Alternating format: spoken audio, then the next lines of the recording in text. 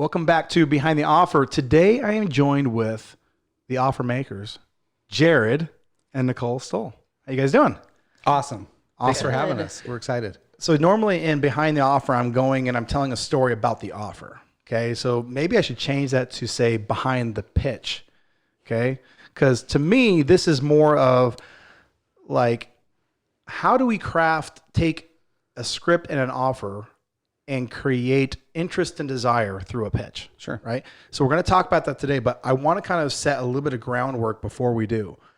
I've been entertaining the idea of having click campaigns for a while, meaning having a campaign where a doctor could walk in, a practice could walk in and say, hey, these are the types of new patients I want. And I'm going to select this pre-done, not just ad, but actual pitch. Okay. And the written word can only do so much when it comes to noisy offerings. Like anything health related gets really noisy. There's a lot of competition. Okay. And I've been having this idea, and in fact, we've done a lot on video. Dr. Woolner is kind of where it all started. He would create a lot of offers for his own stuff, and it would always work, right? Whenever we would write a script, we would take a version of his original script, which is called the infomercial script. Mm-hmm. We'd adapt it, and he's very relatable. He's very good on camera. Sure. Well, just because he is doesn't mean that all the other folks that are chiropractors or physicians of different, types are at all. Sure. In fact, most are not. Most are that introspective. They're very good at problem solving, but they're not really great at communicating, the sales side. They're not good at that. Yeah, right. Well, and part of the reason why Dr. Woolner is good at it is because he's a musician. That's true. He's a performer. So he's a performer already, right. A little bit. Right. That's true. So, so the idea kind of came to me like, I wonder if, and I kind of been thinking around with it a while and really just got stuck in the same thing I was doing. And then you guys reached out to me. It's funny because I was like, I'm going to do this now. I'm going to do it. And it wasn't like 2 or 3 days later, you guys reached out to me and said, hey, we're interested in looking at other projects. Here's what here's a couple ideas. And I was like, oh, I'm going to tell these guys my idea about, these click campaigns. Yeah. Okay. So fast forward to shooting our very first click campaign. And I remember this. I remember first we sat down at this table and we started going through the script. Okay. Mm-hmm. Now I've written copy for several years. It's like, if there's two things that I've studied more than anything else in marketing, the first one I started to learn was copywriting. I really wanted to know how to copyright. Like I wanted to be so good at it. Yeah. So I spent a ton of time, read every book, courses, all that kind of stuff. And then the next thing was offers, right? Those are the two things where I'm like, if I'm the best at these, I'll always win. Yeah. You're the rainmaker at that point. That's right. Totally. And so when we brought you guys in, I had written this script. Okay. And I think we started with 3 offers, Brain Balance Pro, which is our migraine offer, Restore Balance Pro, which is our thyroid offer, and then the NeuroSoothe or NeuroSense offer, which is the neuropathy offer. Those were the first ones. And I remember sitting down here and going through the script and you guys reading through it. And it wasn't 5 minutes and the script was changed. And I was like, oh, this is even better. This is good. Yeah. And the first thing was you had this on the migraine one, Nichole, you had said, well, what about this? And you were adding another like set of symptomology, like the food. Yeah. The food, like you took something off, which was good. And then you added that. I was like, oh, that's really good. Right. So that was kind of how this thing started. And I remember when we went through the script, I'm like, okay, this is good. And then we went into the studio and we shot it. I'm like, this is amazing. Like, this is definitely going to work. Yeah. Right. And so I kind of want, now that people have that, I kind of want to talk about what you guys, tell us about your background a little bit. And then let's talk about, the pitch. Like, how do you guys do a pitch? How does it translate? How do you take something where you've got, a guy like me that has an idea, I've got a script, and we take it from that to, creating all sorts of interest from qualified prospects. Right. So we'll go ahead and start there. Well, our background primarily is in acting. I mean, I've been an actor since I was a freshman in high school, and I've identified as an acting artist since I was a sophomore. I just had one of those experiences that I knew that was my life path. Nichole and I met in college through an acting experience, and she had just gotten the bug at that point. And then since then, that was 20 years ago, right? Yeah. It's a long time. That was more than 20 years ago. We just had our 18th anniversary. Yeah. Oh, did you? Yeah. Okay. Nichole and I went to high school together. For full disclosure, we met there, right?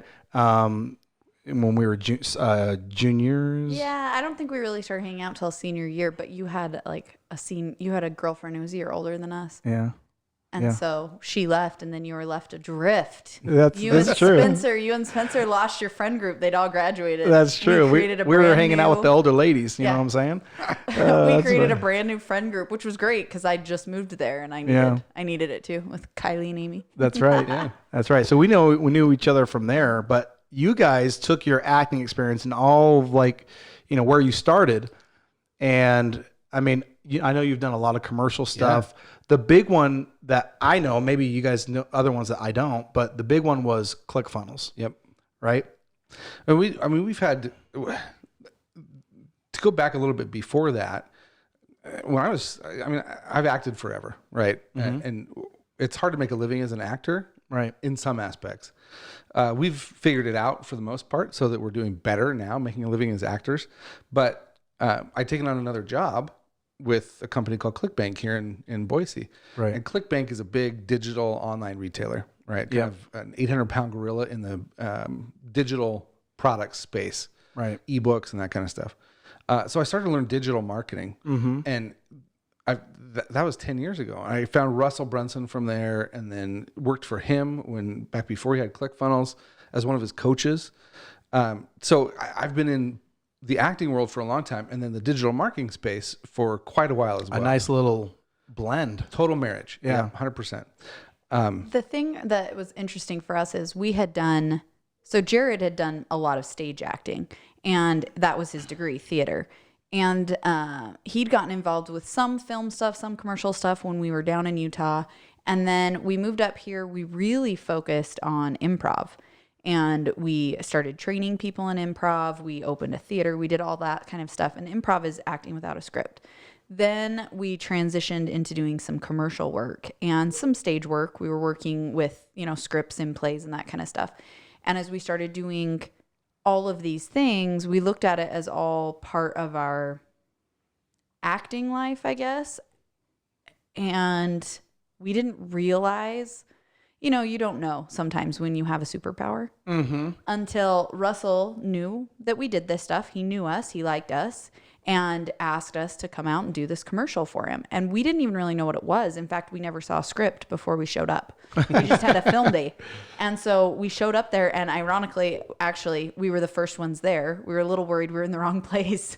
And Russell got there, and he didn't have a script. He'd had a concept for what he wanted for the video, and then that night he'd gone to bed and he hated it, and he laid awake all night just hating on it and thinking this is never going to work. This isn't what I want.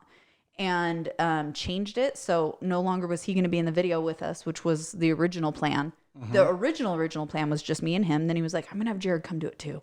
And then it was like, I don't even want to be in it at all. I'm just going to have Jared and Nichole do it. But then I don't know what I want him to do. So when he showed up, all he had was a 10-block storyboard of these are the 10 points that have to be made.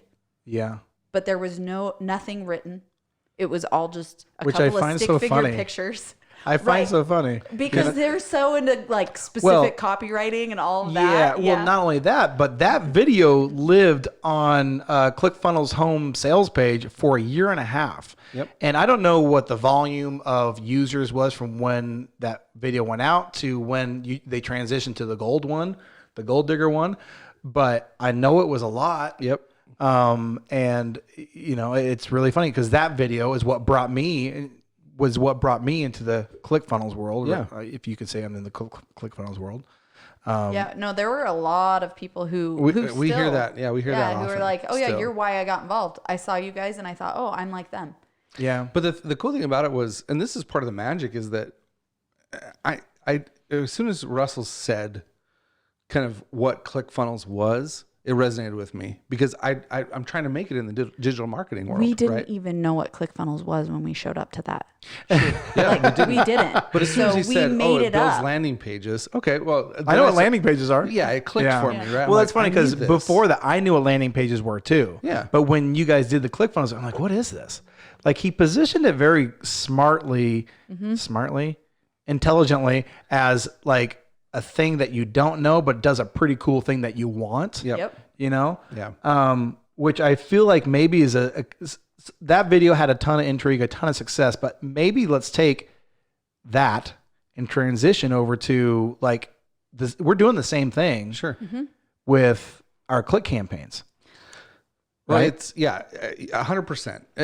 And for us, it breaks down to a couple of different things, right? You have to relate to the people that you're talking to. Whatever script you're doing, if you cannot relate to your avatar, your target market, your audience, that one person that has the problem that you're trying to solve, then you're just talking to glass. I mean, you might as well be, out talking to the wind. It doesn't matter. There has to be somebody in your mind. Relatability. Yeah. Yeah. Yeah. And we teach that in improv. Who is that person and what is their relationship to you? So one of the things that made that successful is because of our improv and because of our theater and our ability to, and because we've been teaching it at that point for a long time too, that some of this stuff is very natural to us. What Jared's talking about is bringing it out of the realm of a script into something that is real for people, that carries real dimension. emotion. Right. Yeah.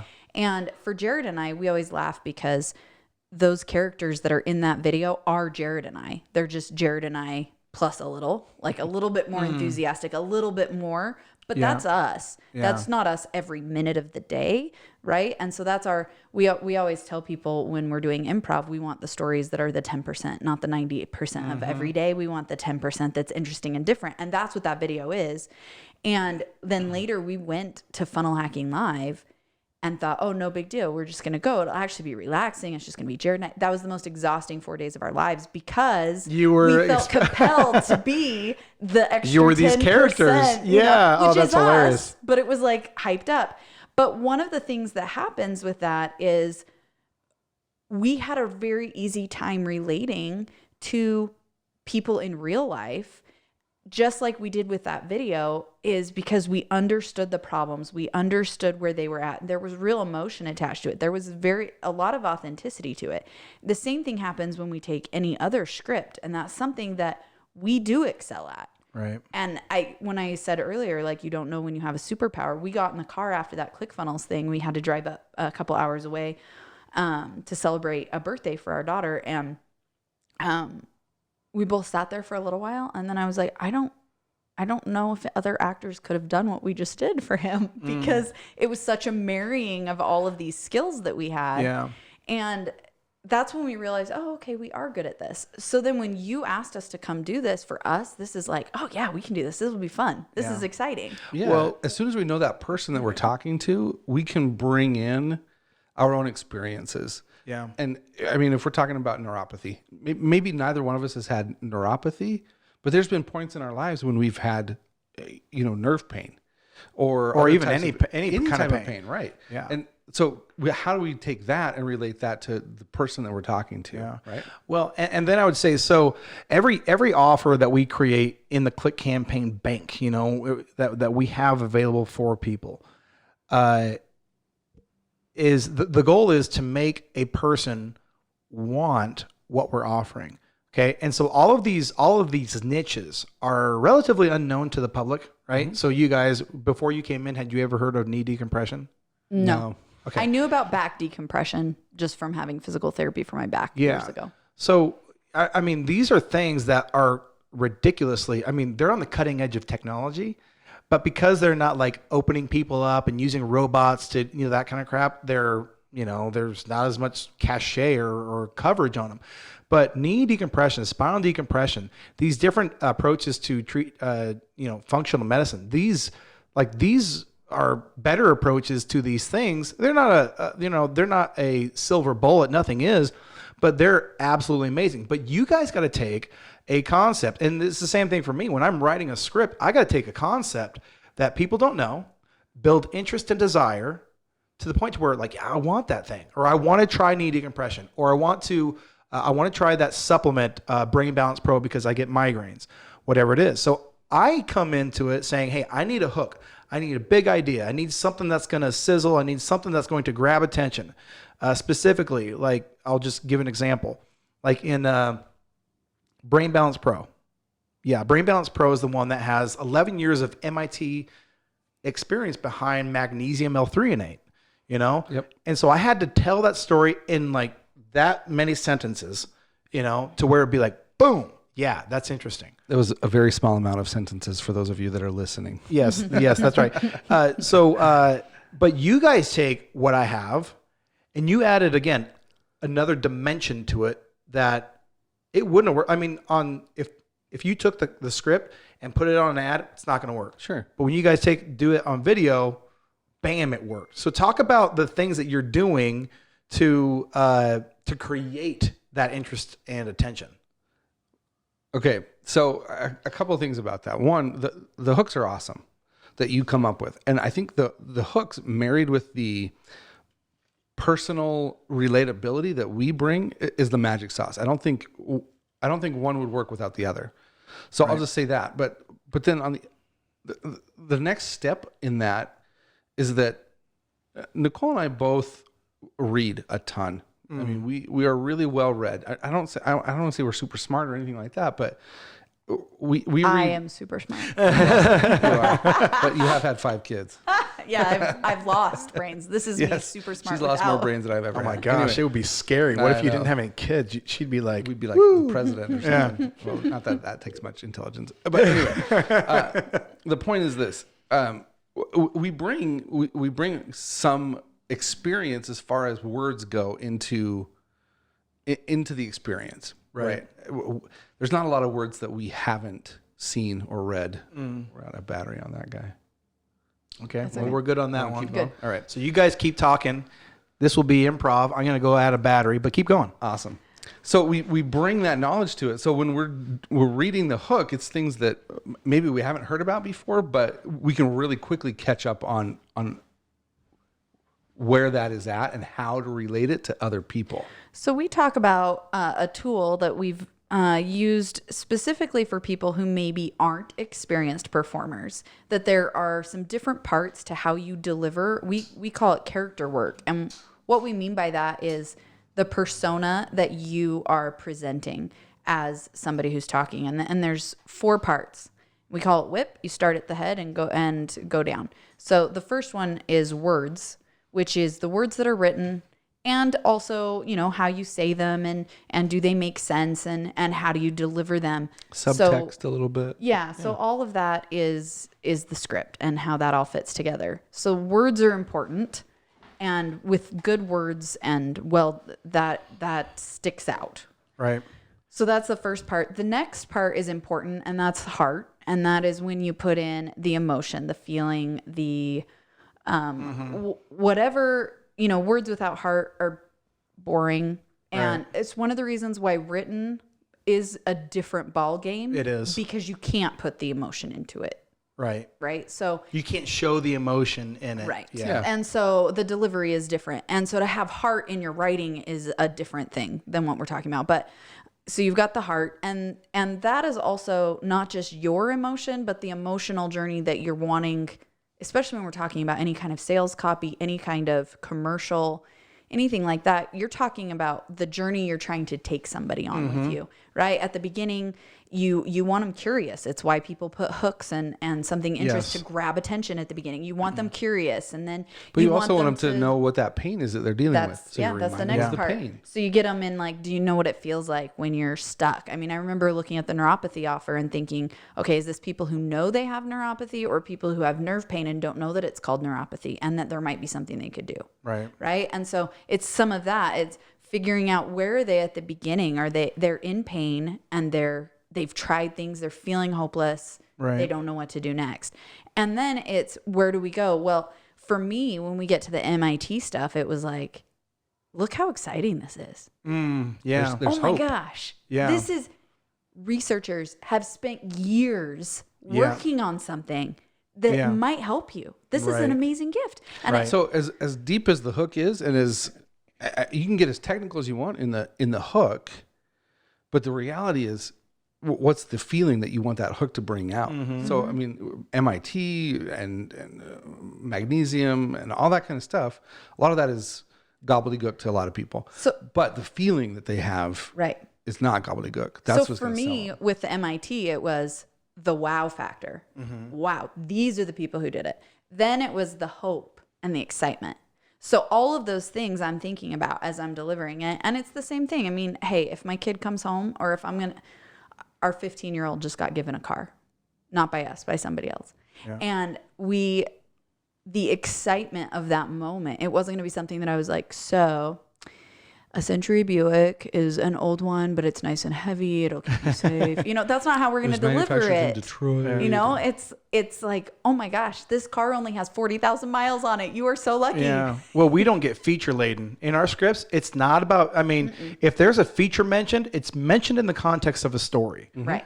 Right. So, I mean, getting like feature heavy is a good way to turn people thinking with the wrong part of their brain. Right. Yeah. You know what I mean? And for us, that's the magic, is taking that hook that you come up with and marrying it to the emotion, excitement, hope, potential, joy. I mean, all those things that these people want in order to overcome the problem that they're having. Right.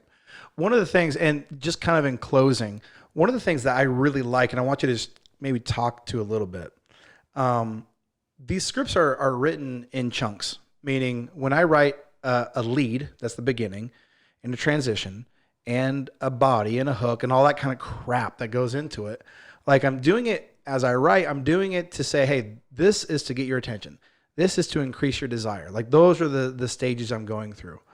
You guys have some tools that make the clarity that people can have like on another level. Meaning, there was a part in the script where we talked about where it's like, hey, we don't know if we can help you because we haven't met you yet, right? And so there's gestures, there's cadence, there's tone, there's all these things where you guys are using those tools to not only create good interest and desire, like people wanting the thing, but also when they come in, they're not just tire kicking because they didn't listen to the video or whatever the case may be. They know what they're getting in for. Like, they're educated because you've taken them through using all these skills. So talk to me about like if you create confusion, you create no conversion, right? So talk to me about how you create clarity through the pitch.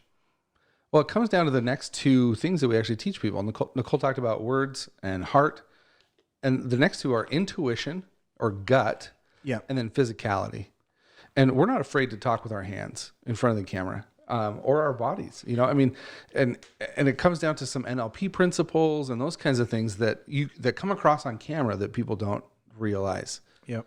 If we're gesturing, we're inviting people in, we're, pushing things away if it's bad. I mean, those are all just things that come natural to us because we've been in front of thousands of audiences. I think sometimes people get on camera and they're afraid to move. Yeah. And that is hard. They feel silly. Right. They feel stuck and it's kind of weird, but in reality, most people talk with their hands a little bit. So that's part of it. It's having loose shoulders. It's going through and just making sure that you're comfortable. I mean, sometimes like cameras will go in and out of focus, or you have a specific plane you need to stay on or something like that. And so maybe you don't have as much movement as you would like, but that doesn't mean that there's not some things you can do. And so having a physically loose body before you go into film is a good idea. But then the intuition, the gut stuff, that's the honesty. That's like the real you. And bringing that part of you in can be a little bit hard, especially when it's maybe words that are somebody else's words or is a script. And so how does that translate? How do you get honest about pieces and parts? How do you bring you in? Here's what's funny. I have an ongoing project for a car company, a nationwide car company. They send me these 8 to 13 second tags to record. and it's just voiceovers, and they take my voice and they put them on whatever commercial they've shot. Right? You know, the guy at the end with all the like. Yeah. Yeah. Some exclusions apply. Visit Salem Honda now for yada yada yada. Yeah. And I mean, they're just really quick, right? But what helps me to record those is that right before I say the actual line, I say somebody's name. So, hey Sam, visit SalemHondaOnline.com or whatever, so that it makes it so that I'm relating to a person That's a good instead idea. of just reading the line. And again, it comes down to like nailing your ideal customer, nailing your avatar. I think if doctors were really talking to a patient instead of a camera, they could do that and do it easier. For us, it comes natural. Again, Yeah, some people are gonna not be able to turn the camera into an avatar, and have the avatar be enough. Like for me, I can make up a character avatar and have them on the other side of the camera and talk to them, and it's gonna seem natural. Yeah, that's not for drop of a everybody. hat. If you can't do that, that's fine. But pick somebody in your life who you can put in there, who you are talking to, a real person. Yeah. Well, this has been a lot of fun. In fact, this is the second time we've done this because I hit a little audio glitch on the last one. Ooh. But if you guys are watching this, all of the videos that we've shot for our click campaigns and everything we've done is an effort to provide a higher quality and more qualified leads. So anyway, with that in mind, thank you so much for watching this episode of Behind the Offer, Behind the Pitch, and we'll see you on the next video.